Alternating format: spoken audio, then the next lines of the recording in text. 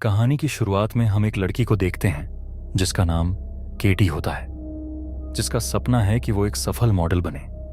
फिलहाल वह अपनी जिंदगी में संघर्ष कर रही है और पैसों की कमी की वजह से एक रेस्टोरेंट में पार्ट टाइम काम कर रही है। केटी की सबसे बड़ी परेशानी ये है कि उसे मॉडलिंग में कोई काम नहीं मिल रहा, जिससे वह उदास और हताश महसूस करती है। एक दिन केटी अपनी महिला दोस्त के साथ रेस्टोरेंट में बैठी होती है। बातचीत के दौरान उसकी दोस्त उसे सलाह देती है कि उसे अपना पोर्टफोलियो अपडेट करना चाहिए ताकि उसे मॉडलिंग के अवसर आसानी से मिल सकें। केटी अपनी दोस्त से पूछती है, क्या तुम किसी फोटोग्राफर को जानती हो? इस पर उसकी दोस्त जवाब देती है, हाँ, लेकिन वह बहुत महंगा चार्ज करता है। इसी बीच जब केटी रेस्टोरेंट से बाहर निकलने वाली होती है तो उसकी नज़र नोटिस बोर्ड पर पड़ती है। वहां एक मुफ्त मॉडलिंग फोटोशूट का ऐड लगा होता है। यह देखकर केटी काफी खुश हो जाती है और उस फोटोग्राफर का नंबर नोट कर लेती है। घर लौटते समय केटी अपने पड़ोसी को चूहा भगाते हुए देखती है। वह उसकी मदद करती है और फिर अपने कमरे में जाकर फ्री फोटोशूट वाले नंबर पर कॉल करती है। फोन पर एक लड़का जिसका नाम इवान होता है उससे कहता है, फोटोशूट से पहले मुझे तुम्हारी कुछ तस्वीरें चाहिए। केटी अपनी तस्वीरें भेज देती है और अगले दिन उसे एक जगह मिलने के लिए बुलाया जाता है। अगले दिन जब केटी इवान द्वारा बताई गई लोकेशन पर पहुंचती है तो वह देखती है कि इवान एक अन्य मॉडल का फोटोशूट कर रहा है। केटी को देखकर इवान उस मॉडल को जाने के लिए कह देता है और केटी का स्वागत करता है। वह उसे अपने दो भाइयों से मिलवाता है जिनके नाम जॉर्ज और निकोलाई होते हैं। जॉर्ज केटी को अजीब तरीके से घूरता है, जैसे वह किसी भी कीमत पर उसे पाना चाहता हो। इवान केटी से कहता है, अपनी ड्रेस बदल लो, और फोटोशूट शुरू करता है। लेकिन कुछ समय बाद वह रुककर केटी से कहता है, तुम्हें ग्लैमरस दिखने के लिए कम कपड़ों में फोटोशूट करना होगा। केटी को यह सुनकर अच्छा नहीं लगता और वह साफ मना कर देती है। इवान उसे समझाने की कोशिश करता है कि मॉडलिंग में यह सब जरूरी है, लेकिन केटी उसकी बात नहीं मानती और वहां से चली जाती है। अगले दिन जब केटी सुबह की जॉगिंग से लौटती है तो उसके दरवाजे पर जॉर्ज खड़ा होता है। उसे देखकर केटी थोड़ा असहज महसूस करती है और पूछती है, तुम यहां क्यों आए हो? जॉर्ज उसे एक फ्लैश ड्राइव थमाता है और कहता है, इसमें तुम्हारी तस्वीरें हैं। कैटी कहती है, मुझे नहीं चाहिए। पर जॉर्ज जिद करते हुए कहने लगता है, तुम तस्वीरों में काफी सुंदर लग रही हो। कैटी को ना चाहते हुए भी फ्लैश ड्राइव लेनी पड़ती है। कुछ देर बाद हम देखते हैं कि जॉर्ज केटी की तस्वीरों को देखकर अपनी चाहत को और गहराई से महसूस कर रहा होता है। रात में केटी अपने कमरे का दरवाजा लॉक करके सोने चली जाती है, लेकिन आधी रात को उसकी नींद खुलती है और वह देखती है कि जॉर्ज उसके कमरे में मौजूद है और उसकी तस्वीरें ले रहा है। यह देखकर केटी डर और गुस्से से कांप उठती है। वह तुरंत जॉर्ज को कमरे से जाने के लिए कहती है, लेकिन जब वह नहीं मानता तो केटी टीजर गन का इस्तेमाल करती है। जॉर्ज इससे गिर जाता है और दर्द से तड़पने लगता है। केटी चिल्लाते हुए दरवाजा खोलने और बाहर भागने की कोशिश करती है, लेकिन जॉर्ज उसे पकड़कर कमरे के अंदर खींच लेता है। वह बेकाबू गुस्से में केटी के सिर को बार बार जमीन पर पटकता है, जिससे वह लगभग बेहोश हो जाती है। इसके बाद वह उसके मुंह में कपड़ा ठूंस देता है और हाथ पैर तार से बांध देता है।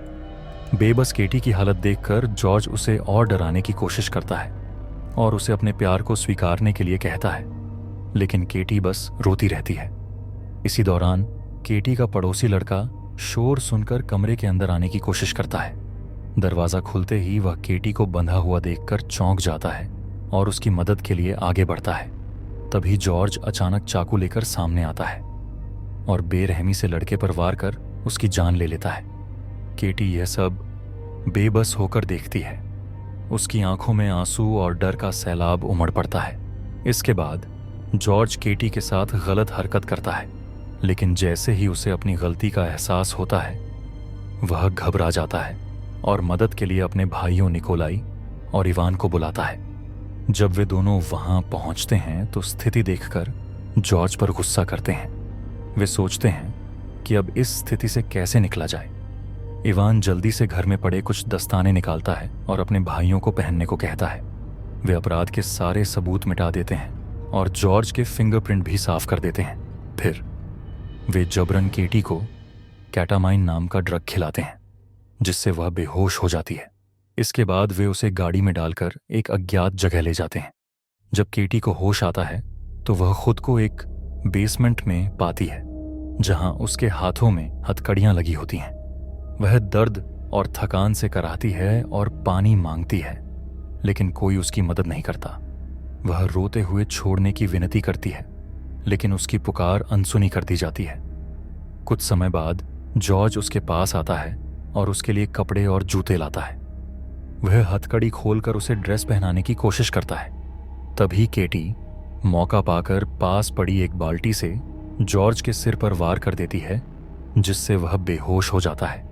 केटी बेसमेंट की खिड़की से भागकर सड़क पर मदद मांगती है, लेकिन कोई उसकी भाषा नहीं समझ पाता। तभी एक डिटेक्टिव उसे देखकर अपनी गाड़ी में बिठाता है। केटी उसे अपने साथ हुई सारी घटनाएं बताती हैं और कहती है कि वह अमेरिका में रहती है। यह सुनकर डिटेक्टिव उसे बताता है कि वह बुल्गारिया में है। यह सुनकर केटी चौंक जाती है और यकीन नहीं कर पाती कि वह यहाँ कैसे पहुंच गई। डिटेक्टिव उसे अपने ऑफिस ले जाता है और उससे कुछ सवाल करता है। केटी उससे अमेरिकी एम्बेसी पहुंचाने की गुहार लगाती है। इसके बाद डिटेक्टिव एना नाम की एक महिला को बुलाता है, जो ज़रूरतमंदों की मदद के लिए एक सेंटर चलाती है। एना केटी को अकेले में बात करने के लिए ले जाती है। केटी उसे अपनी पूरी आपबीती सुनाती है कि कैसे 3 भाइयों ने उसे किडनैप किया और उसके साथ अमानवीय व्यवहार किया। एना सहानुभूति दिखाते हुए अपने हाथों के निशान दिखाती है और कहती है कि वह भी ऐसी यातनाएं झेल चुकी है। वह केटी को भरोसा दिलाती है कि वह उसे एम्बेसी तक पहुंचा देगी। एना अपनी कार में केटी को बिठाती है और रास्ते में कहती है कि उसका घर एम्बेसी के पास है, इसलिए पहले उसके घर चलते हैं। केटी को एना की बातों पर भरोसा हो जाता है और वह मान जाती है। जब वे एना के घर पहुंचते हैं तो एना उसे कपड़े बदलने के लिए बेसमेंट में चलने को कहती है, लेकिन जैसे ही वे बेसमेंट में पहुंचती हैं, केटी हैरान रह जाती है। यह वही जगह होती है जहां उसे किडनैप करके रखा गया था। अचानक तीनों भाई वहां आ जाते हैं और केटी को घेर लेते हैं। एना गुस्से में केटी को थप्पड़ मारती है और चिल्लाकर कहती है, तुमने मेरे बेटे को मारने की हिम्मत कैसे की? यह सुनकर केटी को पता चलता है कि एना तीनों भाइयों की मां है। वह समझ जाती है कि उसके साथ कितना बड़ा धोखा हुआ है। इसके बाद जॉर्ज केटी के हाथ पैर बांध देता है और उसे बेरहमी से पीटता है। कुछ देर बाद उनके पिता वहां आते हैं, जो अपने साथ एक इलेक्ट्रिक रॉड लाए होते हैं। वह अपने बेटों को बाहर भेजकर केटी पर बिजली के झटके देने लगते हैं। केटी दर्द से चिल्लाती रहती है, लेकिन वह आदमी अपनी क्रूरता से बाज नहीं आता। जब उसकी अमानवीयता भी खत्म नहीं होती तो वह केटी के साथ और भी घिनौना व्यवहार करता है। इवान बाद में फिर से केटी के पास आता है। गुस्से में केटी उसे थप्पड़ मार देती है। इवान अपना आपा खो बैठता है और उसके चेहरे पर मुक्के बरसाने लगता है। जब वह रुकता है तब तक केटी का चेहरा खून से लथपथ हो चुका होता है। उसे लगता है कि केटी अब मरने वाली है। इसके बाद वे बेसमेंट में एक गड्ढा खोदते हैं और केटी को एक बॉक्स में बंद करके दफना देते हैं। लेकिन केटी की किस्मत उसे फिर से एक मौका देती है।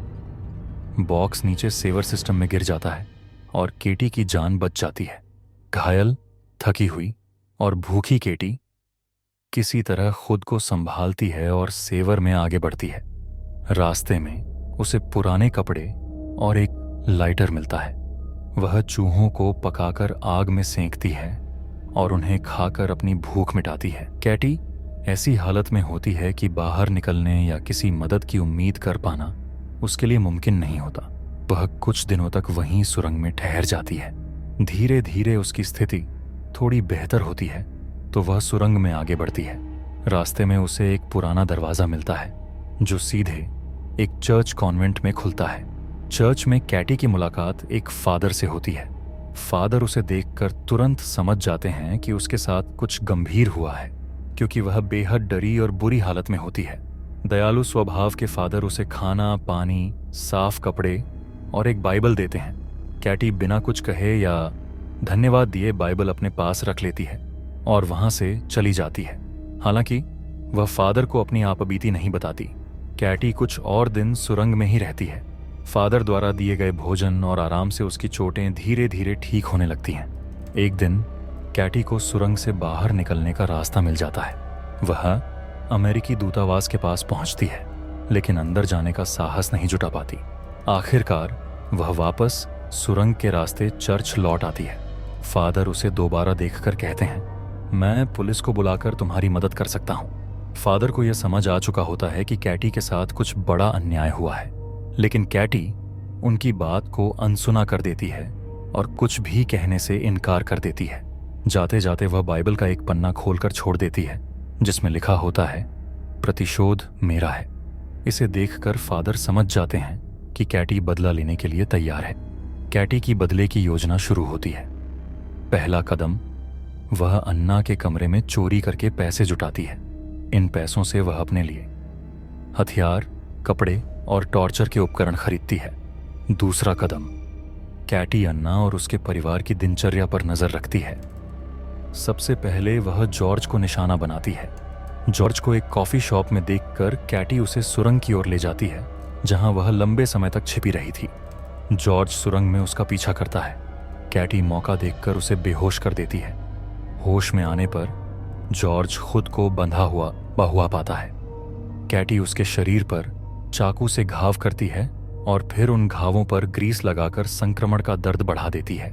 जॉर्ज मदद के लिए चिल्लाता है, लेकिन कैटी ठंडे लहजे में कहती है, मैंने भी तुमसे मुझे छोड़ने के लिए कहा था, लेकिन तुमने मेरी बात नहीं सुनी। अब मैं तुम्हें धीरे धीरे तड़पा तड़पा कर मारूंगी।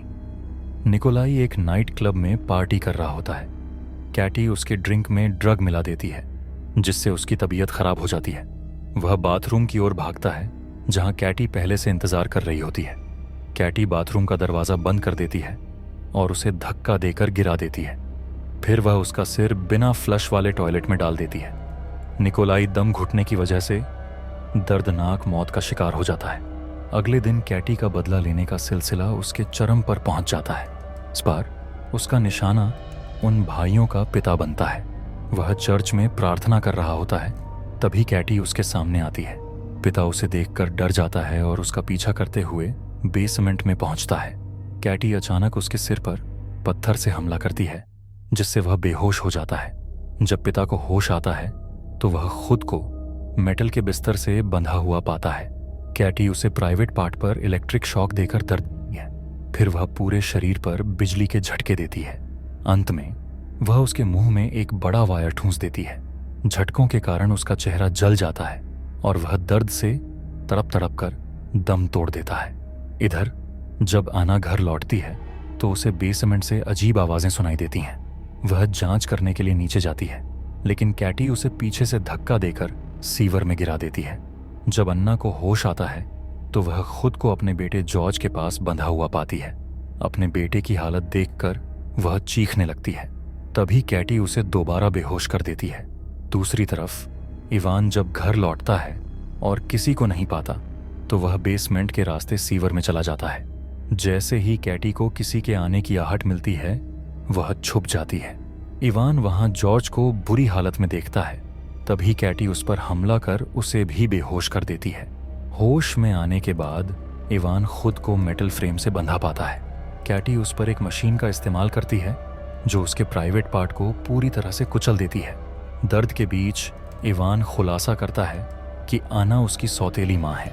वह बताता है कि उसके पिता ने बचपन में आना को किडनैप किया था और उसके साथ गलत किया। जब आना ने जॉर्ज को जन्म दिया तो उसके पिता ने उससे शादी कर ली। निकोलाई भी आना का बेटा था। यह सब जानने के बाद कैटी को आना की क्रूरता और उसके परिवार के काले कारनामों का एहसास होता है। आना अपने अतीत के दर्द को दूसरों पर निकालती रही थी और यह पूरा परिवार निर्दोष लड़कियों को शिकार बनाता था। कैटी एक एक करके अन्ना और इवान को यातनाएं देती है। वह अन्ना से कहती है, देखो, तुम्हारा बेटा तुम्हारी आंखों के सामने मर रहा है। जॉर्ज आखिरकार दर्द से तड़पते हुए दम तोड़ देता है। आना ये सब देखकर रोती और चीखती है। उधर चर्च का फादर डिटेक्टिव से मिलता है और उसे बताता है कि कैटी एक खतरनाक स्थिति में है। यह वही डिटेक्टिव था जिसने पहले कैटी की मदद की थी। डिटेक्टिव सुरंग में पहुंचता है जहां कैटी आना को एक बड़े बॉक्स में बंद कर टॉर्चर कर रही होती है। डिटेक्टिव कैटी को रोकते हुए कहता है, कैटी, कानून को अपने हाथ में मत लो, इससे तुम्हारा जीवन और मुश्किल हो जाएगा। इसी बीच इवान कैटी पर हमला करता है और उसका गला घोंटने की कोशिश करता है।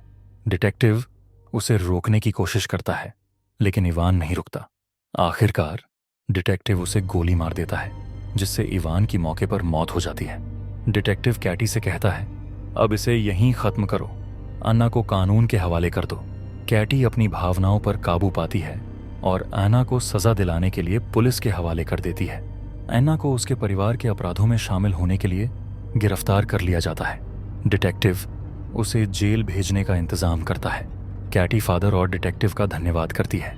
अंत में वह सुरंगों से बाहर निकलकर अमेरिकी दूतावास में शरण लेती है। इस तरह कहानी खत्म होती है। दोस्तों, आपको क्या लगता है, कैटी का बदला लेना सही था या गलत? अपनी राय जरूर साझा करें।